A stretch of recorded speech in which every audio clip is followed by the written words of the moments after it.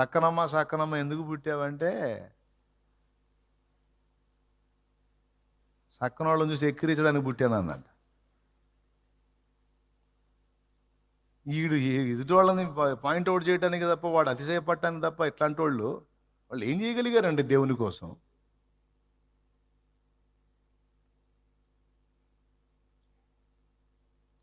ఆరో తరగతి 2 సార్లు 3 సార్లు తప్పాను అన్నాడు ఒక దైవజనుడు. అలాంటి వ్యక్తిని పెట్టుకొని లక్షల మందిని రక్షణలో నడిపించిన కార్యం దేవుడు చేశాడు.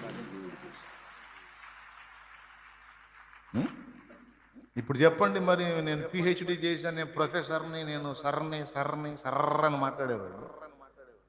ఏం చేసావురా నువ్వు? సాంబారు. ఆ సాంబార్ అన్న చేత తింటరా నీకు చేయటానికి?